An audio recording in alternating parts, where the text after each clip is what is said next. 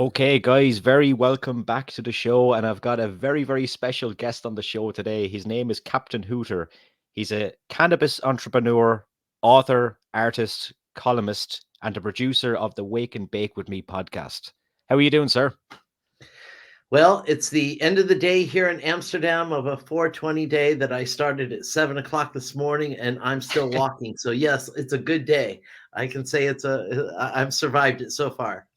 And so it's just coming to 10:25 there. So that's a good 15 and a half hours of 420. Like, so you look Sure. pretty good. I had a good day. I had a chance to have an associate of mine named Herbert Green, who is a professional interpener, such as myself, a cannabis interpener. And he has one of the best cannabis noses, I think, in the business. And a couple of weeks ago, he started judging something called the High Life Cup, which is the oldest, longest running cup in Europe. And Yeah. he allowed me to pick three categories to judge with him. And I picked the California strains, I picked the house specials, and the California strains that were grown here in the Netherlands. And we've done two of them. And today, for 420, we started off the day over at Prix de Me with reviewing some of the Cali strains here in the Netherlands. And I spent the whole day basically looking at buds and smoking buds and saying hello to people that have been watching me on the videos, and it's been wonderful. Great day. Yeah. Will we tell people how we met? Well, we didn't quite meet, but I was there when we met because this is fucking this is fucking All right. crazy. Well. There's probably a couple of versions of it. I'll give you my version of it. My Yes. version of it was that I had just finished spending a day on the second floor of one of the coffee shops. The great new coffee shops have been renovated, called Coffee Shop Baloo. Yeah. And I had been filming, and I had a large camera in my hand here with a thing here, and I had an iPhone in my right hand. And if you know those those staircases that come down, Pretty steep. came walking down there wearing a pair of Skechers shoes. And at some point, about halfway down, it became very apparent that I was not going to make it all the way down on my own power. And so I did a quick evaluation of the electronics in my hand and how much they were worth, and decided that my head and my body would probably be able to survive if I could just do a somersault over. And so, and this is what I told you when you asked me about it. I said, yes, well, this was my childhood martial arts training that allowed me to do a forward somersault into a perfect Bruce Lee defensive position, number one.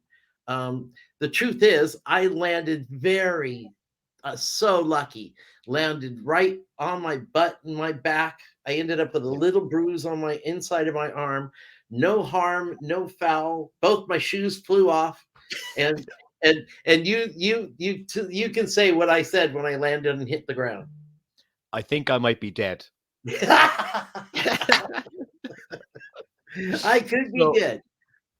so at that point you left, right? And Yeah. then the bar woman, well, that's what we call them in Ireland, but the girl behind the counter kind of looked at us and we looked at her, and there was a guy sitting in front of us, and we're just like, did that just happen? And then we would say, fast forward maybe 5 minutes, Yeah. everybody just started laughing because you were okay. We were just like, is that true? We spent like the next 3 hours just thinking about that. And I said, I got to track this guy down and write to him on Facebook. He's going to think I'm weird, but I got to do it just to make sure he's I, okay. and I'm desperately upset on the fact that when I did pop up, and by the way, I did just spring up just like Israel Adesanya, from the UFC, when he jumps up and he just Yeah. springs back to his feet. I sprung back up to my feet, and I did request tips. If you did remember, because you don't get a floor show like that ever in Yeah. Amsterdam, where you get Yeah. to watch a guy tumble down the stairs like that and then get up and walk away under his own power. Those are very, very steep steps. That But also anyway, shows you how good that bud was that I was smoking, that I was able to be completely impervious to all harm and all damage, nothing at all, no harm, no foul. That's you good saved bud. yourself. I want to know, man, like, how did you end up in Amsterdam? Because obviously you're not from there originally. God. Okay. So yeah, no, I'm originally from California and I've lived all around the world. I lived in Canada for 10 years on Vancouver Island and raised my daughter there. And starting a long time ago, my wife and I had owned our own corporation where we planned events for companies all around the world. Cool. And during one of these trips, we ended up in Amsterdam right around 1990. I'm going 91, somewhere around there. And we ended up at one of the first High Times Cannabis Cups. And honestly, we always stayed at a hotel called the Grand Hotel in Amsterdam, which was right next to the greenhouse. And in the greenhouse in those days was with two guys. It was a gentleman named Arjen, who you know now, who's very famous, who runs the greenhouse, and his partner named Franco. And Franco was the one, if you ever watched the old Seed Hunters shows, he was an amazing man. He was the real hospitality. And in the old days of Amsterdam, he was one of the most hospitable guys. And he really triggered me into being in love with Amsterdam and the whole coffee shop scene. So fast forward a couple of years, we keep going to these High Times Cannabis Cups over the years. And then back around 2017, we had an opportunity to move here. And we moved to Amsterdam, and we moved right onto one of the old houses right on the main Verborg wall, which is on the same basic street as where the greenhouse was. And I wrote about it in my book that it was right in between Sodom and Gomorrah, because it was right in the center of where all the red light district was and where all the coffee shops were. And I had one of my friends that was coming to visit me from Victoria, Canada, and he was on his way to come see me. And he says, "So you're the guy who's been going there to all the coffee shops for all these years. What's the best coffee shop in Amsterdam?" And I said, "I don't know. I haven't been to all of them." And you really can't answer that question until you've been to all of them. Yeah. And literally that started Captain Hooter. And at that point, I decided I was going to go to every single coffee shop in Amsterdam. And I did that. And I reviewed them all. And I picked out the top 20. And in the process, I became connected with Max Montrose and the Trichome Institute. And if you're not familiar with them, they offer a course in interpening, and you can think of interpening as a noun. It's kind of like it's the art and science of the cannabis sommelier. So just like a wine sommelier, cannabis sommelier, but you use microscopes and you use your nose and you learn how to evaluate the flower properly in order to determine the quality of the overall bud, right? And the type of designation and the type of effects that those buds are going to have on you. So I learned how to do that while I was literally writing the book, right? Wow. And then, from there, I started doing video review shows and called the Weekend Bud Report, where every weekend on Thursdays, I would publish a video report picking out 5 different coffee shops and picking out 5 different buds.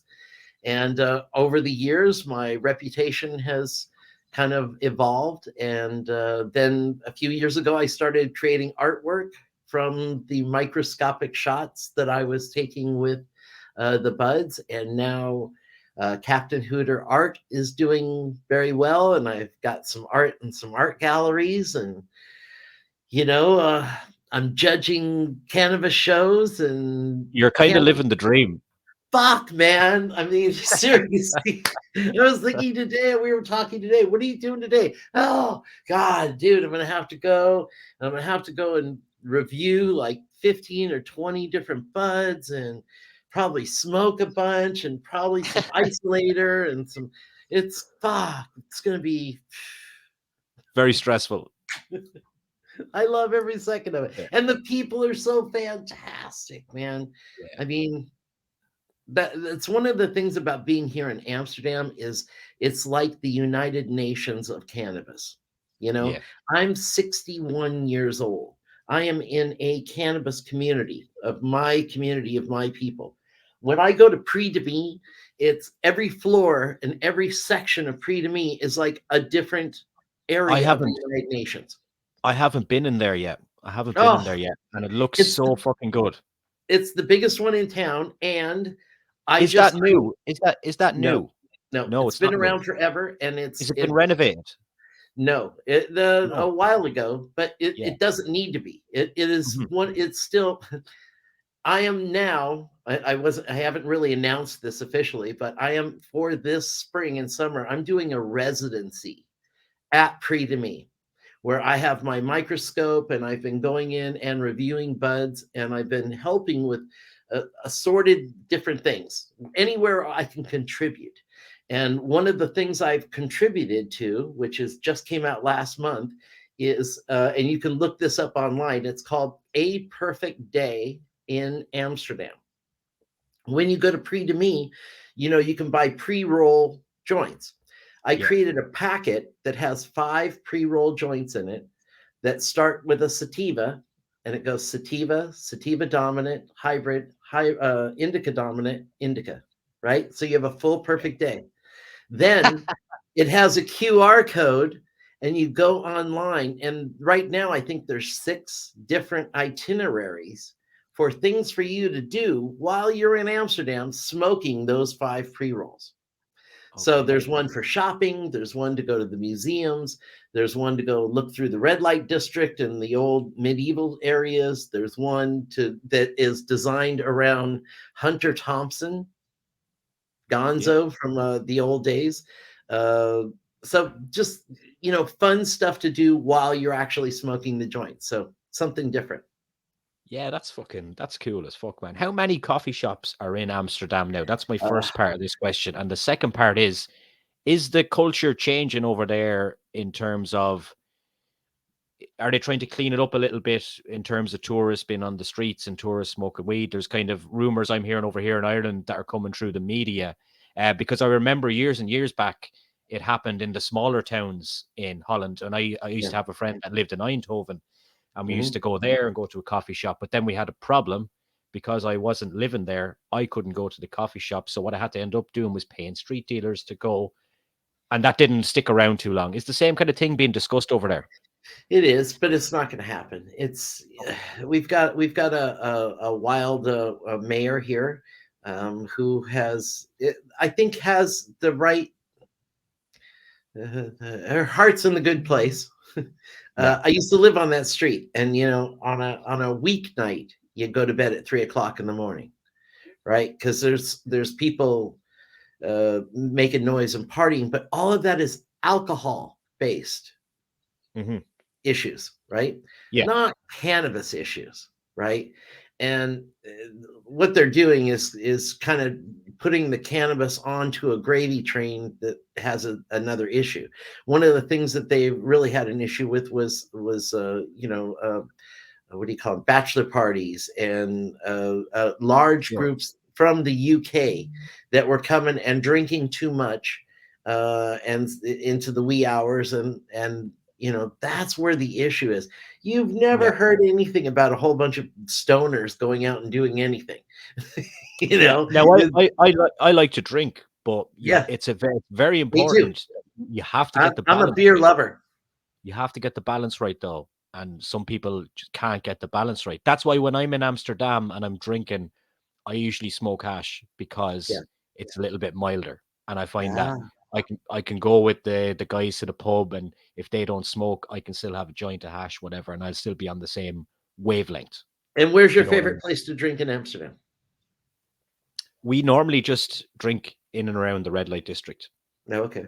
All right. That's what we normally do. I like the Excalibur bar because it's a rock bar. I'm into rock music and stuff like that. But we normally just kind of pub hop. All right. Well, the next time you come and connect with me, because I'll take you to a couple of spaces that I think you'll like. There's a hidden bar that is almost Okay. like an old 1920s speakeasy that makes all of the legitimate old time cocktails. Uh, Okay, I'll be there actually November 18th because there's a couple of us coming over for a football game because Ireland are playing Holland over there. So we're using that oh, as an excuse really to come over. We won't even go to the football game. that's fantastic. So yeah, I mean, have you spent a lot of time going through? I mean, outside of Amsterdam, it sounds like. I mean, have you been to Den Haag or? No, I've been to Tilburg and I've been to Eindhoven. They're the only two Okay. other places I've been in Holland. Absolutely recommend you have to go to Den Haag. I tell a lot of people when they ask me in a big picture, what's the best coffee shop in the Netherlands? It's not necessarily in Amsterdam.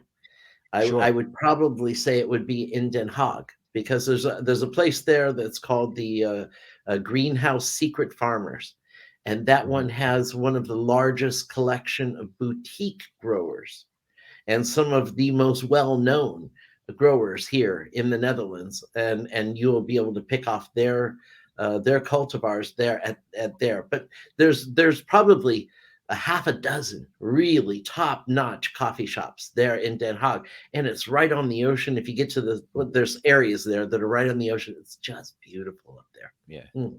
You're a positive person. Have you ever had a negative experience in a coffee shop? And if so, Oh why? my God, are you kidding me?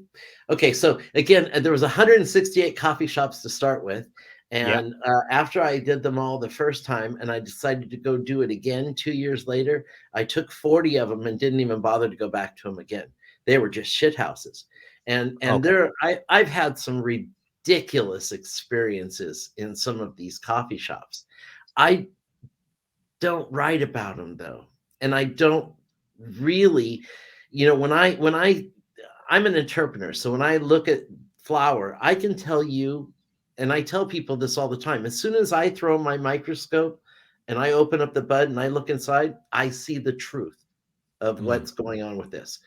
You would not believe the amount of bullshit that I've heard, not here, but I mean around the world from people, how these flowers are supposed to be and what they're supposed to be. And once you actually look inside and see the truth, it's a humbling experience for a lot of people. Here in the Netherlands, it's not quite, you don't have the braggadocio kind of elements that you might have in other parts of the world. There are a lot of people that say we have this, and some of these shops here, you will see things where you'll see some ridiculous THC levels, and nobody really tests anything here, you Mhm. know. And honestly, uh, this country was so far ahead of everyone for such a long time, and right now they're they're falling behind here.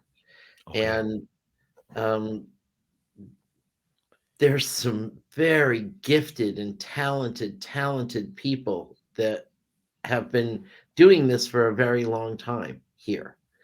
Mhm. And there are new techniques and new processes that are happening around the world, and it's passing us by That's here, right. right? Okay, so they're sticking to old school in Amsterdam. Is that what you're saying pretty much? They're It not is. moving with the times. But again, the quality when you can find it is excellent. Now, I'm going to be honest with you, over the last 6 months since I've come back here, I was in Portugal for almost a year, and I was Okay. I was picking off southern Spain. Ugh. Oh my God, the buds in southern Spain, man. I mean, I What's was just what's the situation in Spain then? Because I was in Barcelona and there was a coffee shop there, but I didn't go in. They were on about passports and shit like that, and I just thought, oh ah, Jesus. Okay, so uh, tons of great shops, private clubs, right? These are cannabis clubs that are yeah, in Spain. So Barcelona, fantastic. Madrid, fantastic. The sneaky place, though, is down south of Spain, a city called Huelva. And I went to 4 different shops there right after leaving here the last time. I had just finished doing the Jack Herer Cup and the um, uh, Dutch Flowers Cup awards back to back. So I had just got through seeing 100 different the best cultivars here. Went down there. Holy shit. I mean, right off the bat, first, like Amnesia Haze. I'm giving you a menu board. Amnesia Haze, Yeah. limeade, lemonade, creativity, energy, 15 euros a gram, cured 18 weeks. What? Next one, S5, cured 24 weeks. Cured 30. Every single thing on there had been cured. And at specific time frames where the members had voted and stuff and said, well, we needed one more week or one less week. Fuck me, the quality of those buds. I still have the photos of them, all shot micro. My God, it was literally like flying back to California and being plopped right into Sonoma County. It was ridiculous. It was like there was stuff everywhere that an outdoor grown bud, which is again here in the Netherlands, something that's you don't see a lot of, right? Yeah. Because it's still illegal to grow here. Really, and in Belgium, it is legal to grow one plant, isn't it? In Belgium, the Well, neighbors. and yes, people can grow individually, and you can grow a certain number of plants. But you know what I'm saying, as far as any of the premium level of these guys that are over the top with their, wow, what a tremendous difference it was. And Do you? I got spoiled. Sorry. Yeah. Do you grow your own, or Nope. is that something you do? No, you Nope. never interested you at all. Nope. I'm an expert at evaluating the flower, and my expertise is really with a microscope. Because I'm 61. My ability to pinpoint and accurately pick out terpenes is damaged because I'm old. Now I practice, and I mean all the time. I work with I've got right here. This is one of my kits right there.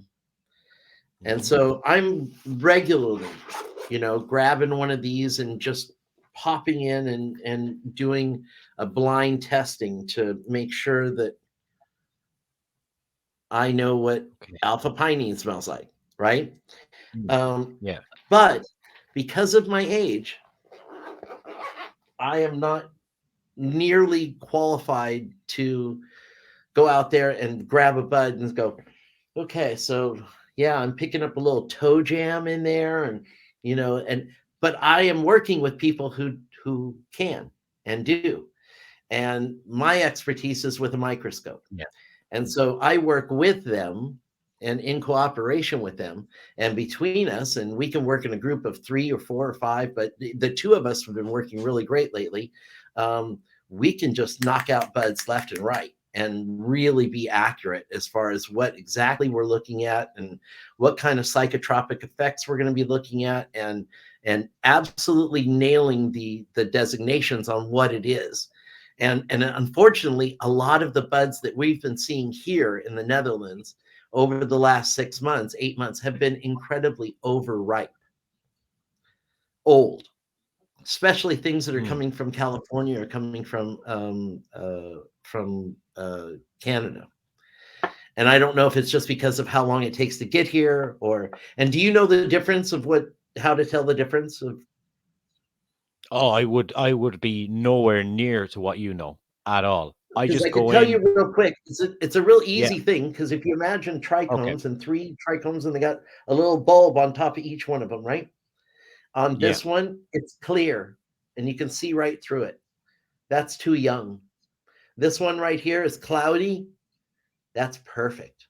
This one here is amber, or it has a yellowish or amber, or even have something inside the trichome head where it looks like it's got a some sort of a baby inside of it or something, a little yellow baby inside of it. That's overripe. Yeah. We've been getting buds here for the last 6 months, a lot of buds here over the last 6 months that are overripe. And I've got hundreds and hundreds of photos and examples of all the buds over the last 6 months. And it's probably been longer than that, but the last 6 months in particular. What was Amsterdam like during COVID and all that nonsense that was going on, and people couldn't go everywhere? Like, what was it like being there? I guess with not so many tourists, etc. Yeah. Well, there wasn't. Yeah, and I was actually in Den Haag for the first year of that, and the second year of that, I was in Jamaica. I went to Montego Bay, Okay, Jamaica. that's not bad. That was much better. Yeah, That was by design, was it? There was nobody there. It was fantastic. I had a great property with a swimming pool. The temperature was 75 degrees Fahrenheit every single day. Buds, I actually wrote a connoisseur's guide to the Jamaican herb houses while I was there, because since I was there, I had the island, so I went to every single herb house that there was there and got to meet all of the top growers that are there in Jamaica, and the best went for just like the best beer, like how we do. I went for the best coffee as well. They got that Jamaican Blue Mountain coffee.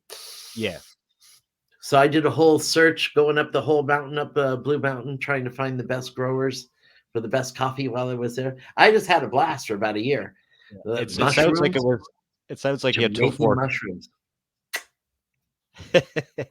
Jamaican mushrooms. Shroom Shine, 500 milliliters of the Jamaican overproof white rum, 3 grams of mushrooms chopped up, throw that in there, 72 hours, strain it out. And now you've got microdosed Shroom Shine. Yes, it sounds like you had a tough time working over there as well. Brutal time. Brutal. Look, man, we need to talk about your YouTube channel and what people can expect, because I kind of have a situation here on my laptop at the moment, and we're kind of running out of time. You're dying. Yeah, I'm dying. I think I might be dead. Okay. I might be dead. Oh, sure. Already knocked off in no time at all. So my YouTube channel, so I've got a bunch of things on there. So I've got tons of reviews of different coffee shops from all around the world, different places from Las Vegas to Madrid to Barcelona to Amsterdam, all over California. I also have an interview show that I do there called Wake and Bake with Captain Hooter. And I picked out a whole bunch of different interesting and I think informative individuals. We both had Tommy Chong on our show, which I think is one of those wonderful marks of prosperity that you made. Got Tommy on the show. Such a nice guy. He doesn't have his head is not up his ass for someone that's been in Hollywood for fucking God knows how long. He's just a normal dude. He's the best. He was the very first concert I ever went to in my entire life. My dad took me there when I was 12 years old in Las Vegas, and the opening act was a band called Seals and Crofts. And I'll tell you what, Diamond Girl, sure to shine. They had a big hit. It was huge. And then I think it was one of the earliest concerts of Cheech and Chong running around on stage like they were dogs with Ernie and Herb and Ernie. And it was, God, that was a zillion years. And then I saw him again when he had just got out of prison. And he was on his book tour. And I had a chance to go see him and chat with him for a while. And I brought at least about 4 of the best joints of the most premium Canadian Vancouver bud that you could ever. I mean, it was flawless. And he was still on probation and couldn't smoke any. And it was, what a crushing blow. Yeah. But wonderful, man. Yeah. Yeah, absolutely. But anyway, that's my little interview show, and I'm constantly interviewing new people that have something different, unique, and unusual to contribute to our overall cannabis psyche. Uh, we've had some really amazing people like Mila, the hash queen. I've had Soma, one of the great growers of all time from here in the Netherlands, on the show. Mark Emery from the cannabis culture up in Canada, who is a controversial figure, but I think still someone that's crucially important to know about. Again, a wide range of different unique and unusual people that I think people might find interesting. And now you do the same on my show, and that's why you're here. Yeah, there you go. I had a pro wrestler on my show from the 80s last night. Last week I had porn star. Like, it doesn't matter. It could be TV, movies, porn, wrestling, cannabis, whatever. You never know. It all works anyway. I just try to keep it. I don't want to nail my flag to one. Like, I was going to start off doing a pro wrestling podcast, but I don't want to nail my flag to it, because those guys are so hard to judge and get in contact with. They're a little bit crazy. Are you a boxing fan? I kind of am, but this YouTube boxing stuff that's going on, not so much. So for years before I was doing this, I worked and I was helping out with social media and with the recording thing. Al Bernstein from Okay. Showtime Television, and he was part of Showtime Boxing. And I had the opportunity to go with him and record at the Boxing Hall of Fame. And an interesting crossover story between cannabis and the Boxing Hall of Fame. And I'm sure this will get out. I've never told this story publicly, but the last time that I went to the Boxing Hall of Fame and I was working and recording, there's a hotel that's right next to the Hall of Fame. And it's like a Holiday Inn, little tiny hotel, little tiny rooms. And one of the days I had just scored some killer bud. It's New York. State of New York. So this was a friend of mine who had driven a long way and brought me some premium bud. And I went out into the car at one point, smoked. I usually use a Sneakatoke. You know these? Yeah. So I'm well known. When I travel with these and with a smoke buster, which you blow into, and it takes all the smoke away. So was in a car, took a couple of hits off of this, blew it out. I'm walking through this hotel and a hand hits my shoulder. And he says, "Hey." I hear, "Hey." And I have no idea who it is. And I turn around and it is the former heavyweight champion of the world, Riddick Bowe. And Riddick Bowe says, "You smell good."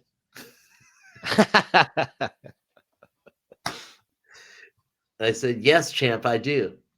He says, "Man, you got to give me some of that smoke." And I said, "Okay, well, I got some. Let's go."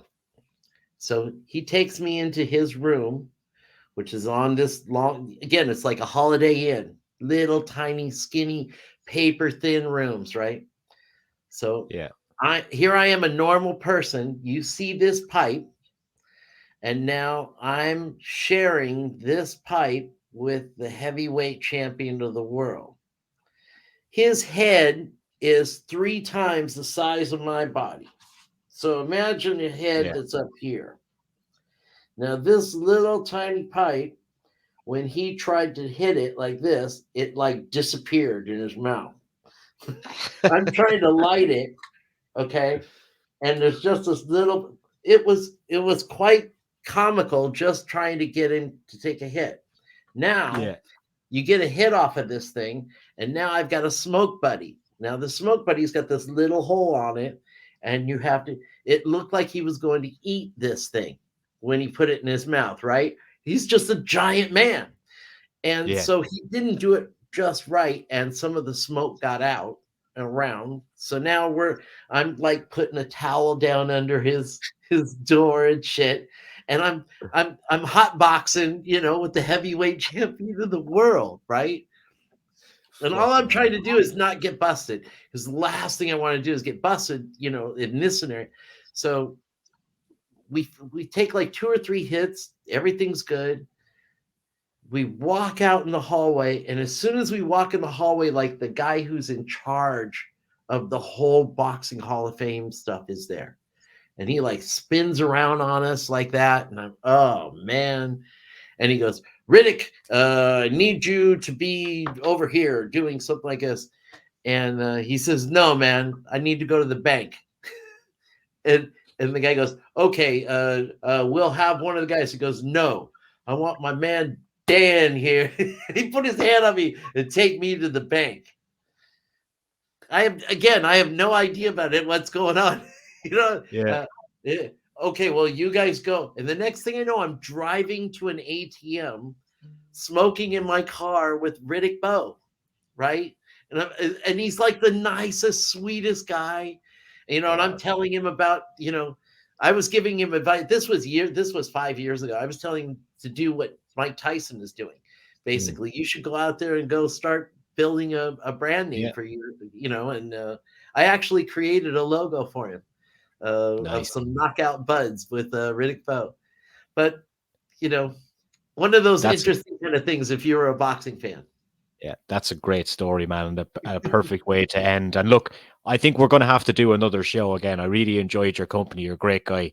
And I will put all the links to all your work, because there's a lot of it underneath this video, and really fucking appreciate it, man. You're a legend.